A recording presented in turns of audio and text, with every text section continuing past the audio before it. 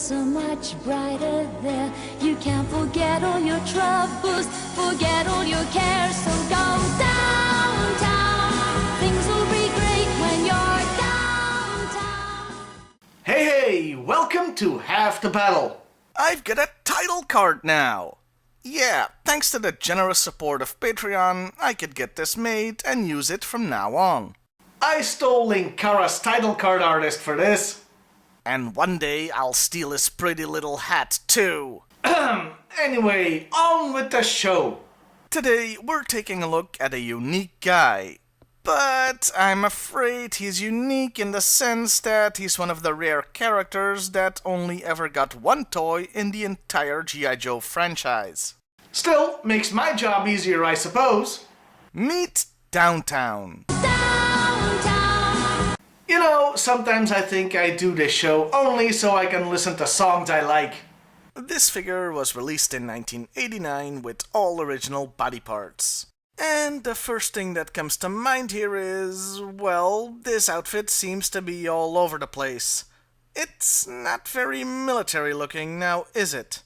If anything, the outfit looks like something you'd find in Back to the Future 2. It's something that the 80s thought a future person might wear. The blue with the orange and the silver, it's so eclectic and it just doesn't do it for me. I am happy with the color of the pants, if only because now I get to use this clip again. This guy's got the right idea. He wore the brown pants. A weird thing about this figure is the hands. They are more yellow than the flesh color of the face. And this isn't due to plastic degradation that I've mentioned before. The toy came this way. It's almost like they couldn't decide whether he should be wearing gloves or not, so they compromised? Well, actually, it's probably just an honest mistake, as there are versions out there with the correct skin color. The yellow ones were made in China, while the correct ones were made in Hong Kong, so one factory must have screwed up. There's one more thing I'd like to mention. And maybe it's just me, but I find this head to be very, very generic. Hell, I've used a number of them in custom figures because it's so generic. Anyway, let's move on to the accessories. There's quite a few. He's got a mortar that separates into 3 pieces. I'm showing you one with a golden base here because my original one broke. He's also got a backpack, 6 mortar shells that fit on that backpack, and a revolver. It's a great package and saves the toy as a whole from the mediocrity of the figure. It's a great example of how the right accessories can save a meh character. I feel like I'm forgetting something, but I can't quite... Oh, right. He also came with a helmet.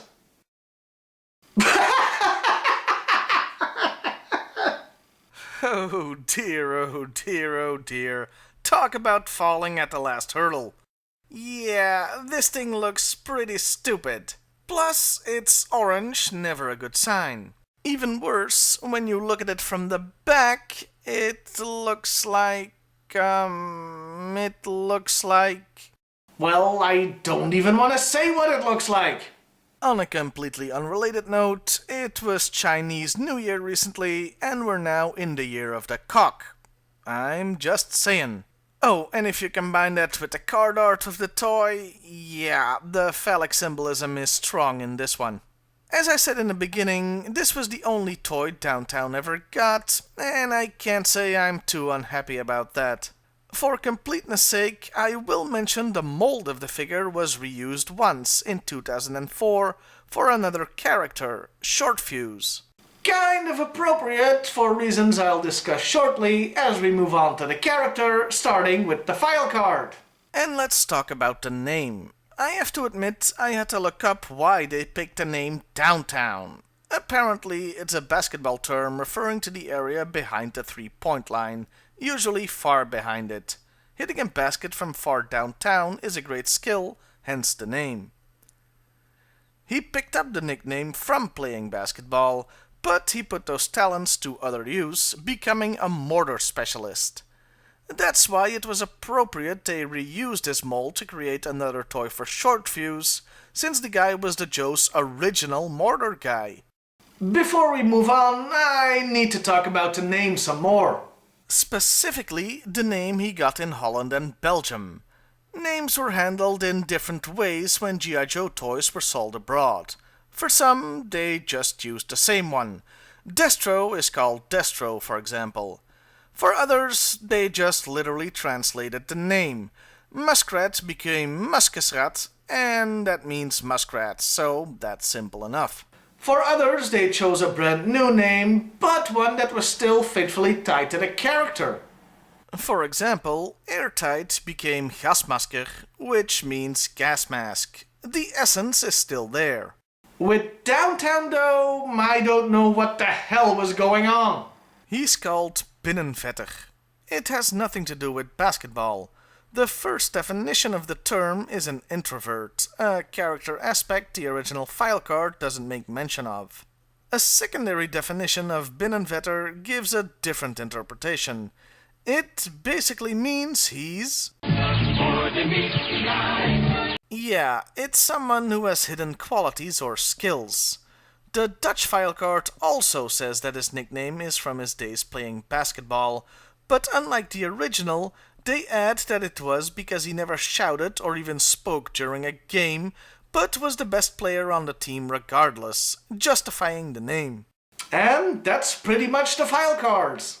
He was yet another sports guy who turned soldier, thankfully with a little less emphasis on the sport, unlike a certain other basketball player.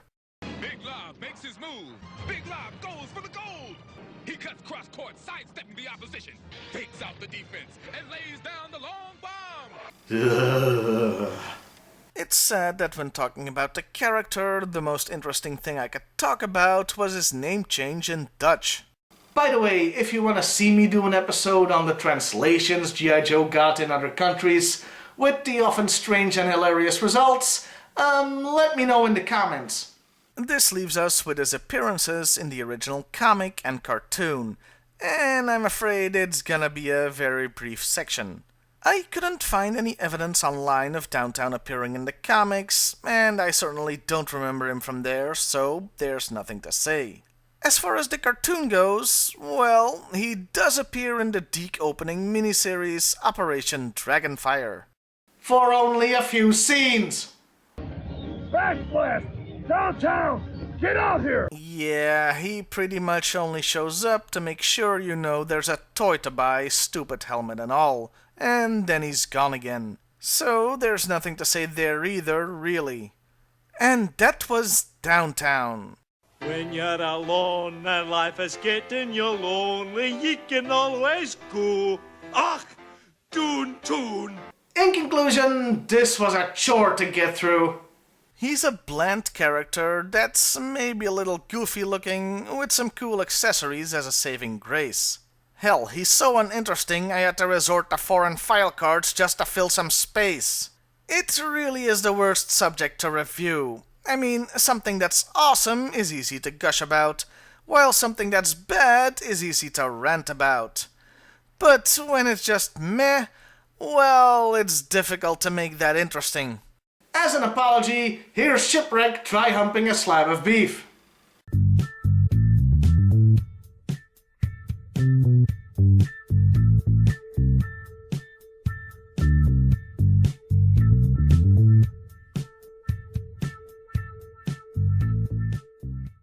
See you next time, everybody! The lights are much brighter there. You can't forget all your troubles, forget all your cares. So go downtown. Things will be great when you're downtown. No finer place for sure. Downtown.